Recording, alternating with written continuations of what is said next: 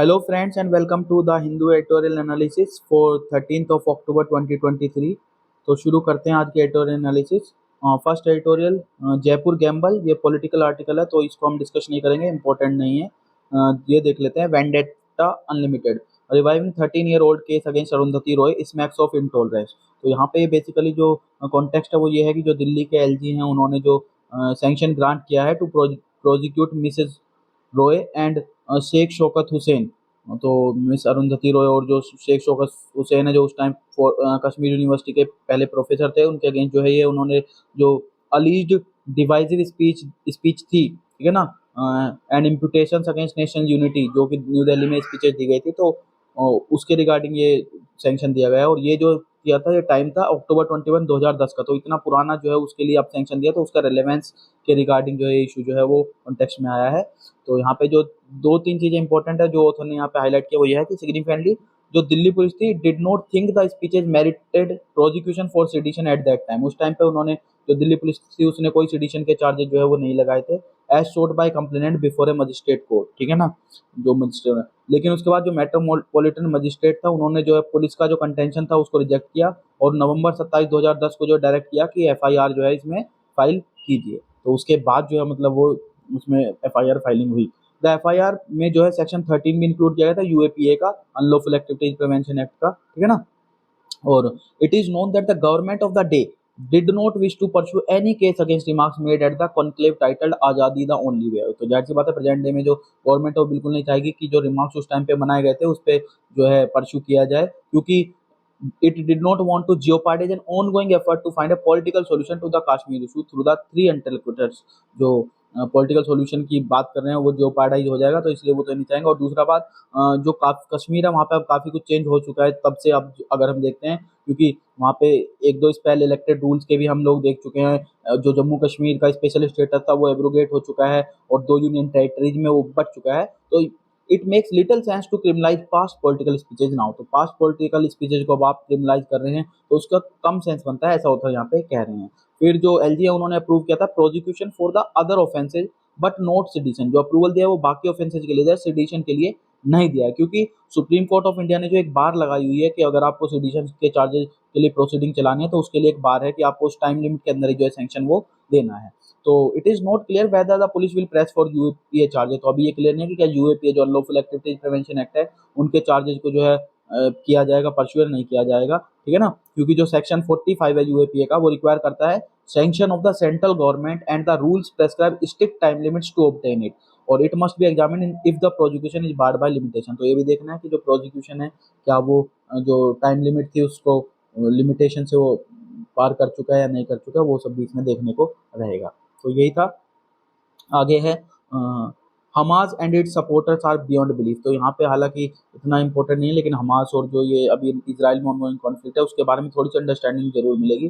तो जो इफेक्ट है पैलेस्टीन कोज पे इस अटैक के बाद क्या वो होने वाला है, तो यहाँ पे ऑथर ने कहा है कि अगर आप ये सोचते हैं कि जो ये रिसेंट अटैक है सिर्फ उसी की वजह से है, लेकिन ये जो इस अटैक के पीछे अगर आप जाएंगे तो वहाँ पे जो काफ़ी सारे जो रिलेंटलेस एग्रेसिव प्रेशर जो इजरायली सेटलर्स हैं और नए नए सेटलमेंट्स वहाँ पे डेवलप किए हैं, और जो ग्लोबल पावर्स हैं उन्होंने जो कंडोन कर रहे हैं इसको, ठीक है ना, इस अटैक को, ठीक है ना, उसकी वजह से ये सारी इस डेस्परेशन की वजह से जो है वो अटैक जो है ये हमास का हुआ है। और दूसरी ऑथर ने ये भी पूछा कि क्या क्वेश्चन ये है कि क्या इस अटैक से जो है वो सॉल्यूशन मिल जाएगा, तो उसका आंसर तो ऑथर ने ये बोला कि आंसर नो है उसके लिए। तो और अगर कुछ हो सकता है तो ये पैलेस्टीनियन का जो कोज है, जो डिमांड है पैलेस्टीन सोवरेन पैलेस्टीन स्टेट की, उसको कहीं ना कहीं एक तरह से हार्म ही पहुंचा रहा है ये अटैक, वो तो नहीं होने वाला, ठीक है ना।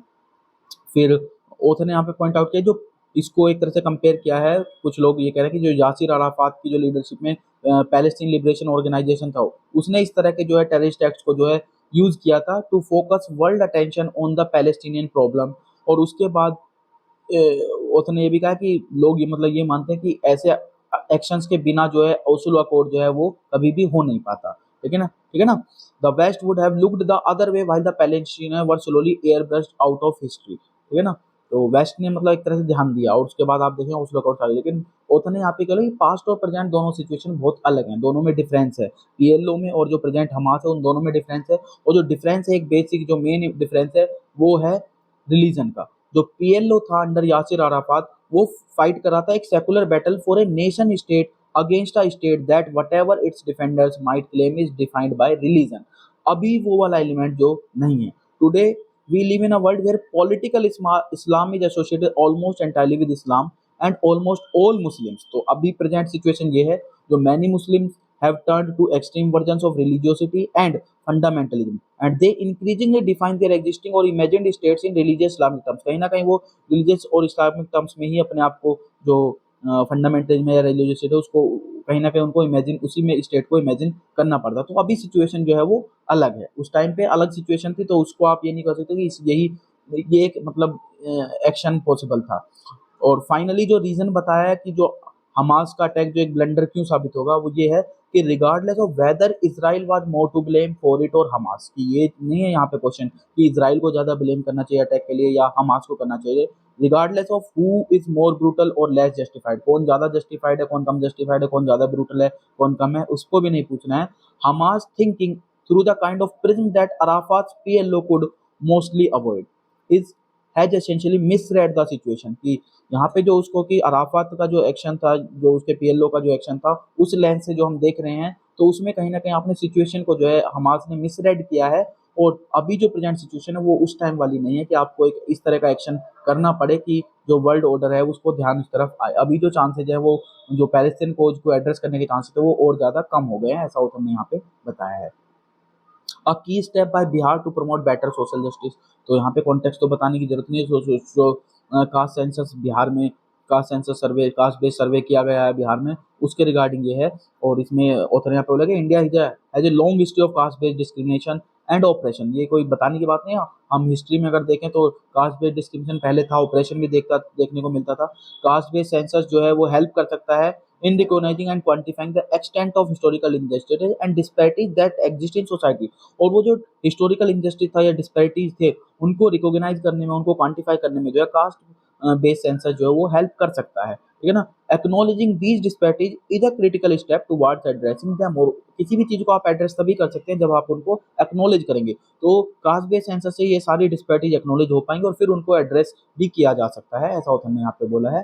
फिर ऑथर ने यहाँ पे बोला है कि जो कास्ट बेस्ड डाटा है वो इंश्योर कर सकता है fair representation of marginal communities in government education and employment. पहला तो ये फायदा बताया कि भाई जो रिप्रेजेंटेशन है मार्जिनलाइज कम्युनिटीज का वो उसमें एड्रेस हो सकता है, चाहे वो गवर्नमेंट में रिप्रेजेंटेशन हो, एजुकेशन में हो या एम्प्लॉयमेंट में हो। दूसरा जो उसने बताया वो बोला कि रिजर्वेशन और एफर्मेटिव एक्शन जो होते हैं, जो पॉलिसीज हैं, वेलफेयर पॉलिसीज आप मान लीजिए, वो ऑफन बेस होती हैं कास्ट पे, और एक्यूरेट अगर आपके पास डाटा है to determine the appropriate level of representation required, उनकी रिप्रेजेंटेशन का एक्यूरेट डाटा, एक्यूरेट रिप्रेजेंटेशन आप तभी एनालाइज कर पाएंगे जब आपके पास एक्यूरेट डाटा होगा, ठीक है ना। तीसरी चीज ऑथर ने बोली है कि जो कास्ट बेस्ड सेंसस है वो प्रमोट करेगा ट्रांसपेरेंसी और अकाउंटेबिलिटी को in government effort to promote social justice. जो गवर्नमेंट के एफर्ट है सोशल जस्टिस को प्रमोट करने में, कहीं ना कहीं उनमें ट्रांसपेरेंसी और अकाउंटेबिलिटी को प्रमोट करेगा।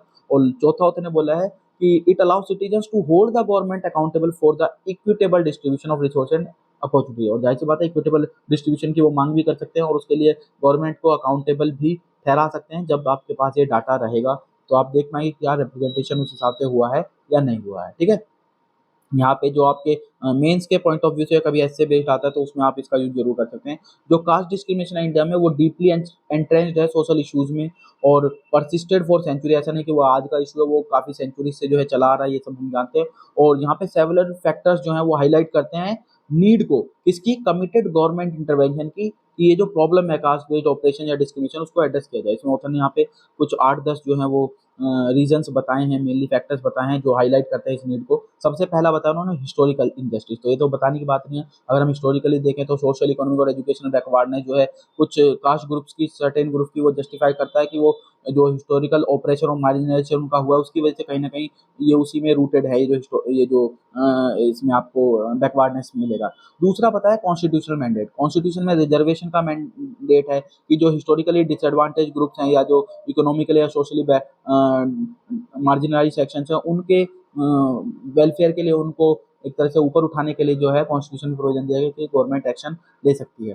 तीसरा ऑथर ने यहाँ पे बताया है ह्यूमन राइट्स के पर्सपेक्टिव से, कि अगर discrimination based on caste is a violation of human rights, अगर आप किसी का डिस्क्रिमिनेशन कर रहे हैं कास्ट के आधार पे तो वो भी एक ह्यूमन राइट्स का वायलेशन है। तो कहीं ना कहीं गवर्नमेंट की जिम्मेदारी बनती है कि प्रोटेक्ट करे ह्यूमन राइट्स सभी सिटीजन्स के, जिसमें राइट टू इक्वालिटी, आपका डिग्निटी, नॉन डिस्क्रिमिनेशन, ये सब आता है। तो उसके लिए कमिटेड गवर्नमेंट इंटरवेंशन की जरूरत है।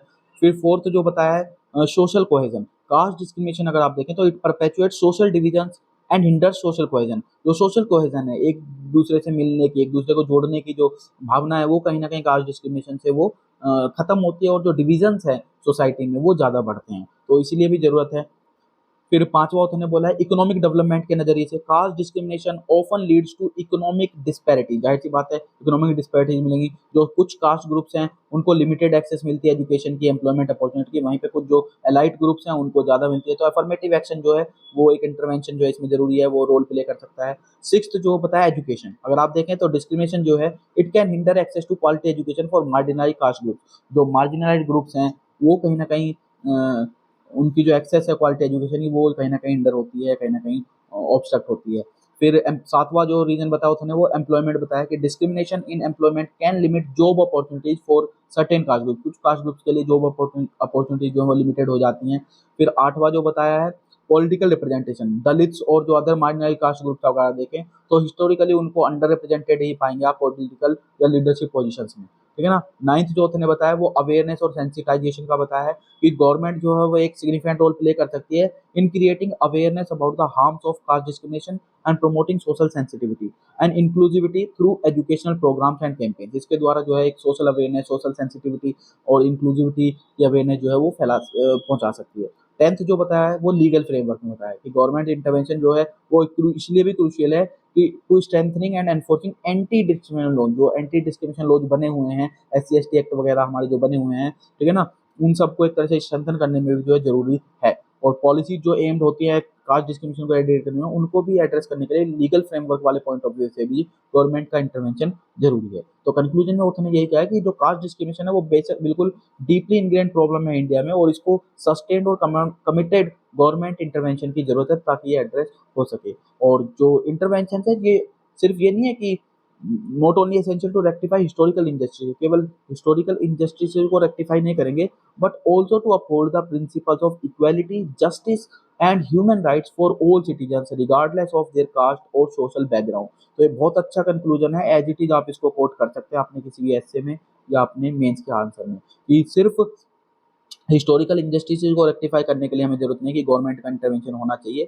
वो इसलिए भी जरूरी है कि जो प्रिंसिपल्स हैं इक्वालिटी के, जस्टिस के, ह्यूमन राइट्स के और सभी सिटीजन्स के लिए वो अपहोल्ड हो सके रिगार्डलेस ऑफ देयर कास्ट और सोशल बैकग्राउंड। तो बहुत अच्छा आर्टिकल था, बहुत अच्छा इसमें डिस्कशन भी रहा है, होप आपको समझ आया होगा। Next is should the 50% legal ceiling on reservation भी रिकंसिडर। क्या ये जो कास्ट सर्वे आया उसके बाद ये क्वेश्चन है कि जो 50% सीलिंग है जो लगाई हुई है एम्प्लॉयमेंट और एजुकेशन में, क्या उसको रिवाइज करने की जरूरत है, रिकंसिडर करने की जरूरत है या नहीं है। तो यहाँ पे इंटरव्यू है, एक्सपर्ट्स हैं, तो पर्सनल व्यूज हैं उनके ऑथर्स के, लेकिन कुछ थोड़े बहुत एक दो पॉइंट जो इंपॉर्टेंट है उसको देख लेते हैं। तो ये पहली बार नहीं है कि जो ब्रीचिंग हो रही, ब्रीचिंग की बात हो 50% की, वो हुआ है क्योंकि आप देखिए तमिलनाडु ने ऑलरेडी प्रोवाइड किया था 69% रिजर्वेशन 1994 के लॉ के थ्रू, और उसको 9th शेड्यूल में जाके जो है उसको जुडिशियल रिव्यू से भी उसको बाहर कर दिया था। फिर उसके बाद जो EWS का आता है, इकोनॉमिकली वीकर सेक्शन वाला पोर्शन आता है, वो सेंट्रल गवर्नमेंट ने 2019 में आया, उसमें भी जो है 50% सीलिंग को ब्रीच किया गया और सुप्रीम कोर्ट ने उसको वैलिड बताया था, ठीक है ना। उसके बाद यहाँ पे है कि क्या मतलब जो जो सोशियो इकोनॉमिक डाटा है it will lead to demands for recognition these category, जो कैटेगरीज हैं उनकी क्या रिकॉन्फिगरेशन की बात चलेगी। तो यहाँ पे ऑथर ने बोला कि ओबीसी अगर आप देखें तो वो एक एडमिनिस्ट्रेटिव कैटेगरी है, वो कास्ट कैटेगरी नहीं है कोई भी, क्योंकि उसमें एक हेट्रोजीनियस कास्ट जो है वो ग्रुप हो जाते हैं और उनको जो है हम ओबीसी बना दे जाते हैं, ठीक है ना। तो इसके लिए जाहिर सी बात है कि जो लोकली डोमिनेंट कम्युनिटी है वो उसका एडवांटेज ले लेती है, कई बार उसका रिस्क रहता है, ठीक है ना। तो सब कैटेगराइजेशन जो है कम्युनिटी का which do not have enough representation will become necessary। जाहिर सी बात है ऐसी सिचुएशन सब कैटेगराइजेशन जरूरी हो जाता है, और जो प्रोसेस है subcategorisation will be inevitable not just for political reasons, केवल पॉलिटिकल रीजंस की वजह से सब कैटेगराइजेशन जरूरी नहीं है क्योंकि कुछ लोग इसको उस नजरिए से देखते हैं, but for reasons of right to representation and for addressing backwardness. जाहिर सी बात है अगर आप बैकवर्डनेस को वाकई में एड्रेस करना चाहते हैं, आप जो रिप्रेजेंटेशन है उसको वाकई में एड्रेस करना चाहते हैं, तो आपको सब कैटेगराइजेशन की बिल्कुल जरूरत है, ताकि जो सब कैटेगराइजेशन आप पता लग सके कि कौन सी जो एक्सट्रीमली बैकवर्ड क्लास है जिनका रिप्रेजेंटेशन जो है वो है जिनका रिप्रेजेंटेशन ज़्यादा है, जिनका रिप्रेजेंटेशन कम है, ठीक है ना। और ये जो है बेसिकली हमें एक कॉन्सेप्चुअल प्रॉब्लम पे लेके जाता है। अनलाइक एससीज and STs there is no clear way of defining the OBC. एससीज एसटीज क्लियरली डिफाइंड है, ये कास्ट एससी है, ये कास्ट एसटी है, लेकिन ओबीसी क्लियरली डिफाइंड नहीं है। वहाँ पे हेट्रोजीनियस ग्रुप्स कास्ट हैं, कास्ट का ग्रुप है जिनको हम ओबीसी के नाम से जानते हैं, ठीक है ना। तो ओथ ने अल्टीमेटली यही बोला है कि सब कैटेगराइजेशन जो है वो एक नेसेसरी चीज है, और it can only happen when there is some serious conceptual jurisprudential rethinking of who belongs to a social and educationally backward class. जाहिर सी बात है, जब तक ये रीथिंकिंग नहीं आ जाती है, ये कॉन्सेप्चुअल जूरिस्प्रूडेंशियल रीथिंकिंग नहीं आती है कि कौन से क्लासेज जो है वो सोशली और एजुकेशनली बैकवर्ड है, तब तक जो है सब कैटेगराइजेशन जो है नहीं पॉसिबल है। तभी पॉसिबल हो पाए जब ये एक कंसेंसस कॉन्सेप्चुअल जो कंसेंसस है वो आ जाएगा, ठीक है ना। तो आगे देखते हैं the case for caste census in India. तो कास्ट सेंसस क्या पूरे ऑल ओवर इंडिया में करने की जरूरत है, उसके रिलेटेड यहाँ पे है। तो कुछ क्वेश्चन पूछा था ने, क्या कोई रिलेशन है between caste, religion, poverty, admit discrimination के बीच, और क्या सोशल इकोनॉमिक इंडिकेटर्स शो करते हैं, और पैटर्न एक्सटेंड होता है एजुकेशन और एम्प्लॉयमेंट में या नहीं, और जो इनफॉर्मल सेक्टर में डिस्प्रोपोर्शनेटली पॉपुलेटेड है वो शेड्यूल्ड ट्राइब्स या एससीज या ओबीसीज के द्वारा। तो इसके आंसर पूरे उसमें डिस्कस किए हैं। तो उसने तो बताया कि कास्ट, रिलीजन, पॉवर्टी का कास्ट और रिलीजन का बिल्कुल रिलेशन है पॉवर्टी और डिस्क्रिमिनेशन से। तो अगर आप डाटा देखेंगे एनएसएसओ का या बाकी ऑर्गेनाइजेशन तो उससे आप पाएंगे कि पॉवर्टी और डिस्क्रिमिनेशन का जो है वो जो मार्जिनलाइज्ड कास्ट हैं या जो माइनॉरिटी रिलीजन है उन पर इफेक्ट देखने को मिलता है, कुछ पर्टिकुलर रिलीजियस कम्युनिटीज में भी। और इकोनॉमिक इंडिकेटर्स जो हैं और सोशल इंडिकेटर वो भी यही दिखाते हैं। और पैटर्न जो है ये सिर्फ लिमिटेड नहीं है सिर्फ ग्रोथ तक, ये जो है एजुकेशन और एम्प्लॉयमेंट में भी आपको देखने को मिलेगा। सिर्फ पॉलिटिकल रिप्रेजेंटेशन में ही नहीं है, एम्प्लॉयमेंट में भी है और एजुकेशन में भी है। और जो अगर आप फॉर्मल और इनफॉर्मल सेक्टर में जॉब की बात करते हैं तो जो एसटी, एससी और ओबीसी हैं वो ज़्यादातर इनफॉर्मल सेक्टर्स में उनका प्रोपोर्शन ज़्यादा है in comparison to formal sectors, ठीक है ना। तो यहाँ पे यही सब बताया जो हमारे एग्जाम पॉइंट ऑफ व्यू से इंपॉर्टेंट, वो देख लेते हैं कि सेंसस कास्ट वाइज जो एनुमरेशन होता है पॉपुलेशन का वो ब्रिटिश कॉलोनियल एडमिनिस्ट्रेशन में ही इंट्रोड्यूस हुआ था 1881 में, और कंटिन्यू रहा है 1931 सेंसस तक। तो आप अगर ऑप्शन इस तरीके से पहले ब्रिटिश टाइम में कभी नहीं हुआ कास्ट वाइज एनुमरेशन, तो ऐसा नहीं है, वो उस टाइम से शुरू है 1881 से, और ये 1931 के सेंसस तक कंटिन्यू था। उसके बाद जो गवर्नमेंट ने इस एप्रीहेंशन के चलते कि ये कास्ट डिविजन और कास्ट सिस्टम को जो परपेचुएट करेगा इसको बंद कर दिया था, ठीक है ना, इन रिकॉर्ड्स। अब फिर उसके बाद एक इंपॉर्टेंट चीज आर्टिकल 15(4) क्या कॉन्स्टिट्यूशन आर्टिकल 15(4) जो है वो प्रोवाइड करता है, it enables the state to make special provisions for the advancement of socially and educationally backward classes of citizen.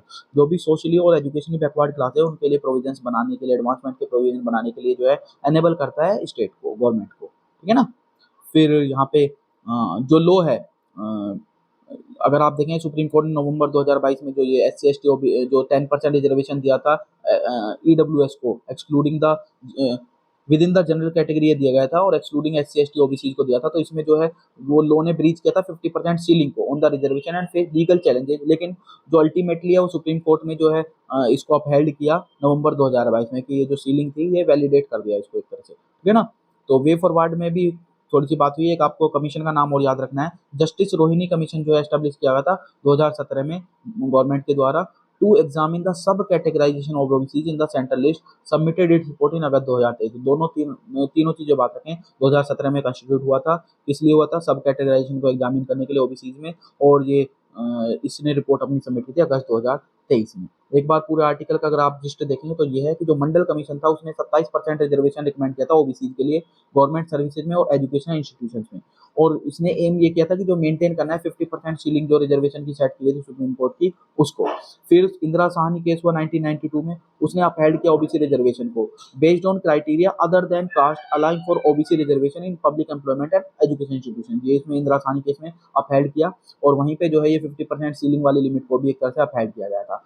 जो डिमांड थी फुल कास्ट एनुमरेशन की नेशनल सेंसस में वो कई बार अराइज हुई है to better understand the population share of caste groups का पॉपुलेशन शेयर को अंडरस्टैंड करने के लिए इसकी डिमांड जो है वो नीचे नीचे इसकी डिमांड कई बार अराइज हुई है, ठीक है, सॉरी। उसके बाद जो अपोजिशन है कास्ट सेंसस का कई बार अपोज भी किया जाता है, वो इन फियर्स की वजह से अराइज होता है कि अगर एक्चुअल पॉपुलेशन शेयर जो है रिवील कर दिया जाएगा ओबीसी का, तो इट कुड लीड टू इनकी demand for reservation Kota's, reservation Kota's की जो है डिमांड वो बढ़ जाएगी।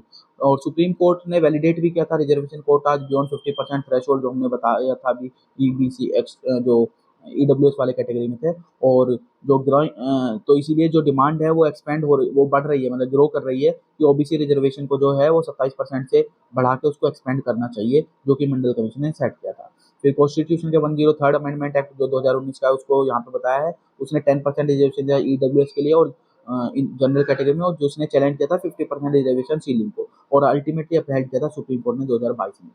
फिर फाइनली ये है कि अगर हमें असरटेन करना है accurate number of OBC and proportion of individual caste within the OBC category, तो एक फुल कास्ट एन्यूमरेशन जो है through a nationwide socio caste census जो है वो कंसिडर्ड नेसेसरी, उसकी जरूरत है और उसको कंसिडर भी करना चाहिए। तो दिस इज इट।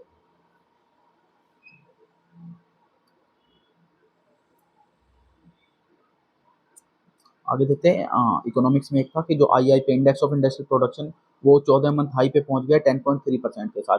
जो आईआईपी है it surges as manufacturing uptick broadens but weak exports impacted some segments, कुछ सेगमेंट्स पे जो इम्पोर्ट्स वीक एक्सपोर्ट्स है उनका असर पड़ा है। और आउटपुट जो है कंज्यूमर गुड्स में वो मिक्स्ड रही है, और जो कैपिटल गुड्स है उनमें रिकॉर्ड हाई प्रोडक्शन देखने को मिला है 2023-24 के लिए। आईआईपी जो है उसमें 6% जो जुलाई में था इंक्रीज, 6% इंक्रीज दिखाया जुलाई में, वो फेवरेबल बेस इफेक्ट जो था लास्ट ईयर का वो भी, और जो वो थोड़ा सा जब वो उस टाइम पे 0.7% से श्रंक कर गया था। और जो 6 यूज बेस्ड सेगमेंट्स हैं उन्होंने डबल डिजिट में सर्च जो है रिकॉर्ड किया है, led by infrastructure and construction goods की वजह से आया है। और कंज्यूमर नॉन ड्यूरेबल जो है उनका आउटपुट जो है वो ग्रो है 9% से, और जुलाई लेवल से जो है वो अभी भी कम है, 3.9% पे ही है ना। तो इतना ही इसमें था, बाकी देख लेते हैं। साइंस में एक सेक्शन और आया है, साइंस में एक था ritual to reality the evolution of the hand hygiene post कोविड-19। तो आपको पता होना चाहिए ग्लोबल हैंड वॉशिंग डे है वो एनुअली 15 अक्टूबर को मनाया जाता है, और इस साल की जो थीम है वो है clean hands are within reach, ये प्री के लिए दोनों चीजें आप याद रखेंगे।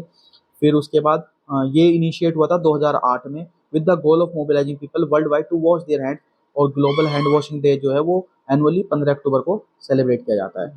फिर अगर 2019 की डब्ल्यूएचओ की एक रिपोर्ट को देखें तो it disclose alarming statistics, nearly 3,84,000 deaths due to diarrhea and 20 million disability adjusted life years were linked to inadequate hand hygiene practices। सिर्फ इसी वजह से जो है ये आप दोनों में कोट कर सकते हैं, मीन्स में कोट कर सकते हैं, के लिए भी याद रखेंगे। डब्ल्यूएचओ की 2019 के रिपोर्ट के हिसाब से 20 मिलियन जो है डिसेबिलिटी एडजस्टेड लाइफ ईयर जो है वो लिंक थे, जो किससे रिलेटेड थे, इनएडिकेट हैंड हाइजीन प्रैक्टिस की वजह से। अब ऑथर ने यहाँ पे एक बहुत अच्छी बात भी कही है कि यहाँ पे जो है ये बोला है कि सिर्फ routine washing scenario, hand washing scenario में अगर हम बात करें तो वहाँ पे एंटी बैक्टीरियल सोप्स की कोई ऐसी जरूरत नहीं है। पब्लिक को एडवाइस किया गया है कि steer clear of anti bacterial soaps under normal circumstances and avoid hand sanitiser unless access to tap water और सिंक इज लिमिटेड, कि सिर्फ तभी आप हैंड सैनिटाइजर्स पे या स्विच करें जब आपके पास ना तो पानी है या फिर आपके पास एक्सेस नहीं है सिंक वगैरह का, जहाँ पे आप उसको नॉर्मली सोप से वॉश करें। तो नॉर्मल सोप से जो है वो हैंड वॉश करने की बात करें। Basic traditional hand soap suffices to maintain hygiene and prevent infections, के बेसिक सोप ही काफ़ी है, क्योंकि इसमें वार्निंग भी दी है, जो ये हमारी साइंटिफिक कमेटी की कन्वीनर है आईएएमए पे, उन्होंने वार्न किया है कि just as with AMR antimicrobial resistance है, there is a looming threat of antiseptic and disinfectant resistance. जैसे एएमआर आजकल देख रहे हो आप एंटी माइक्रोबियल रेजिस्टेंस की थ्रेट हो रही है, इसी तरह से एंटीसेप्टिक और डिसइंफेक्टेंट रेजिस्टेंस के भी जो है वो थ्रेट हो रही है। Emphasising that no chemical is entirely benign and that all substances have their own effects and potential side effects. सभी केमिकल के कुछ ना कुछ पोटेंशियल साइड इफेक्ट तो होते ही हैं, तो इसलिए सिर्फ आप सोप से भी स्विच कर सकते हैं, ऐसा नहीं कि आपको एंटीबायोटिक्स सोप या एंटीसेप्टिक्स वाले ही डिसइंफेक्टेंट ही आपको यूज करना पड़ेगा, ठीक है ना। वे फॉरवर्ड में यहाँ पे 2-3 चीज़ें बताई हैं। तो गवर्नमेंट को ये करना चाहिए कि कोहेसिव कम्युनिकेशन फ्रेमवर्क तैयार करना चाहिए। दूसरा जो सजेस्ट किया कि गवर्नमेंट को जो प्रायोरिटाइज करना चाहिए hand washing as a top 3 agenda item, जैसे कि हम लोग ने हम दो हमारे दो कैंपेन या टू चाइल्ड पॉलिसी को के लिए चलाया था, और door to door polio immunisation drive से, इसी तरह से एक जो है ये हैंड वॉशिंग को भी प्रायोरिटाइज करना चाहिए। तीसरा जो सजेशन है वो ये है कि incorporate a memorable jingle can enhance the public's awareness of the significance of hand hygiene, awareness किया जा सकता है, ठीक है ना। फिर addressing the inadequacies infrastructure is crucial. जाहिर सी बात है, इंफ्रास्ट्रक्चर नहीं होगा तो आप कैसे उसको एड्रेस कर सकते हैं, तो जो इनएडिकेसीज इंफ्रास्ट्रक्चर है उसको भी एड्रेस करना ये जरूरी है। Further more integrating hand hygiene into school curriculum is pivotal. School curriculum में आप उसको जो है इंक्लूड कर सकते हैं। तो फाइनली कंक्लूड ये however the effectiveness of such measures depends on the presence of adequate facilities and sanitation within government education institutions. It is imperative that government not only formulates educational programs but also invest in necessary infrastructure to support the initiative। इस तरह के initiatives को support करने के लिए उनको जो infrastructure है नेसेसरी से रिलेटेड उसमें भी गवर्नमेंट को जो है वो इन्वेस्ट करना पड़ेगा और उसको सपोर्ट करना पड़ेगा, पॉलिसीज लानी पड़ेंगी, ठीक है ना। तो this is it regarding today discussion. तो होप आपको ये वीडियो अच्छा लगा होगा। आपको वीडियो अच्छा लगा तो आप लाइक कर सकते हैं और कमेंट सेक्शन में इम्प्रोवाइजेशन भी सजेस्ट कर सकते हैं। Thank you.